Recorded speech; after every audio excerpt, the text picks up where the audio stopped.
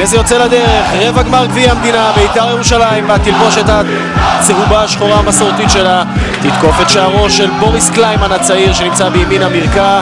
הנה כבר כפר סבא עם הניסיון הראשון שלה עכשיו עם עידן שום שמנסה לשלוח את חן עזרא. ורד ינסה להגיע אליו ראשון, אודינקה נסה לשחרר את הפועל כפר סבא ולהוציא אותה קדימה. הנה אודינקה משתחרר שם מהשמירה, עכשיו מופל, חכמון נמצא שם קרוב, אומר שאין עבירה.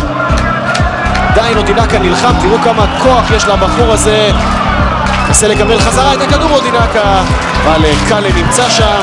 גם כפר סבא מנסה עם לא מעט מוטיבציה להגיע את שערה של בית"ר ירושלים. אל הרחבה של קאלה, הנה הגבהה של שום, מי מכניס שם את הראש? הצלה מן הקו של אמסלם, אודינקה כמדומני. דיברתי על זה שנייה לפני שאמסלם מציל מהקו.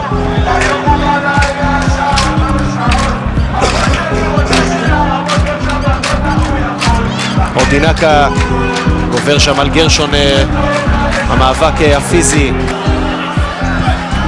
מנצור שולח עכשיו את חן עזרא, אודינקה במרכז, הנה הגבהה, אודינקה נוגח! והנה השוויון! מי העז להספיד את הפועל כפר סבא? אמברוס, עזאוצ'ה, אודינקה, 1-1 כאן בכפר סבא.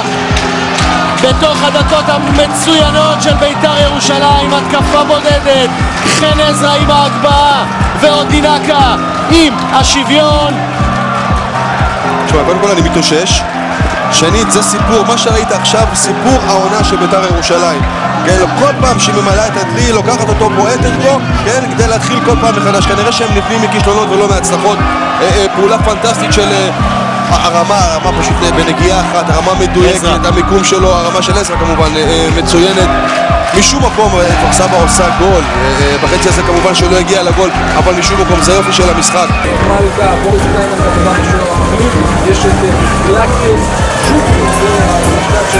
אבל הוא שואף לעשות את הרחבה, הוא יכול לקרוא את הכדור, ועשה חמילה לעשות את שוויון, הוא דיבור את הכדור! איזה מהלך של החלוץ, הזמנו, אמרנו יופי, אמר סטופ אותם דראפיץ', כנראה כל ההסערות הללו נפלו כאן על אוזניים העלות. אודי החלוץ פרי הגוף הזה של הפועל כפר סבא עוסק את השוויון. ומאוד שחקנים בצהוב, 6 במספר בתוך הרחבה של קורצקי. הנה הגבהה של קוסטרוב, מי מכניס את הראש? אודינקה כובש!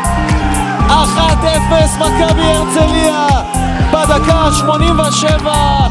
שמחה גדולה על הספסל של דראפיץ', והוא כנראה ידע למה הוא משאיר את אודינקה בשביל המצבים האלה. שער חמישי של הבחור הזה העונה, והרצליה גואלת אותנו ממשחק שלישי של 0-0. קודם כל בוא נתחיל בפרגון, כלומר צריך להיות שם כדי שתהיה לך את האפשרות להפקיע גול, אבל אם גם מפה היה מחמיץ אז כן, אתה צודק לגמרי. אבל שוב פעם, מצב נייח, איפה שיש בלגן, איפה שיש חוסר סדר, כמו כל המשחק הזה, בתוך כל הבלגן הזה, בתוך כל חוסר הסדר הזה, אודינקה היה שם, דרך אגב, החלוץ היחידי של מכבי הרצליה גם היה לבד 1.5 מטר מקורצקי. זה שוב פעם מצביע על חוסר סדר ואי שמירה על מיקום.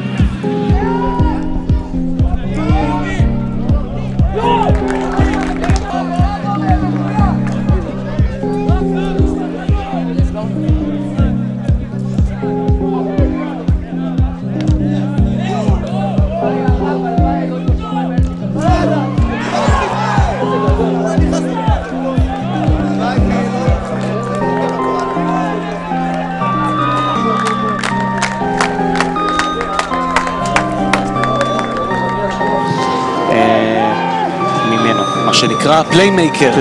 בדיוק. תהיה פליימייקר. הנה אודינקה מנסה עכשיו למצוא את אופיר חיים שמצליח להשתחרר נהדר. אופיר חיים מקבל את זה חזרה מפארקר. זה טעות, היו צריכים לתת לשי ביטון בצד שמאל לבד, היה פנוי, אופיר. אנחנו נראה את זה עכשיו, השתלטות של אודינקה, הנה אופיר מקבל את הכדור. מוצאת את עצמה במצב של יתרון מספרי, 3-1. כן, הנה פה אופיר היה צריך, או אבי פארקר. הקשרים האחוריים, גם הבלמים, גם המגנים חייבים של חיים. רגע, אודינקה בתוך הרחבה, גם שי ביטון שם שער עצמי! איזו אומללות מצד ההגנה של בית"ר שמשון, ומכבי הרצליה, בלי להתכוון לכך, עולה ליתרון 1-0, גם זה שער, גם זה נחשב, אבל איכשהו, ומשמיים נעשה כאן צדק, כי הקבוצה הטובה יותר היא זו שעולה ליתרון. ללא ספק יונתן, הקבוצה הטובה ביותר, ואתה יודע, אם החלוצים לא כובשים, אז יש שחקני קבוצה יריבה.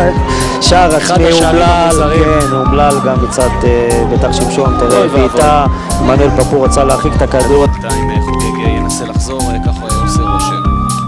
אודינקה מנסה להשתלט על הכדור וגם מצליח, יכול גם לשחרר בעיטה ברגל שמאל, הצלה נהדרת של שלו, יופי של בעיטה של אודינקה, וכבר אחרי 10 דקות ראינו כאן 3 אירועים. יונתן, ראינו פה איזה חלוץ פיזי ואיזה חלוץ מצוין, עצירה בחזה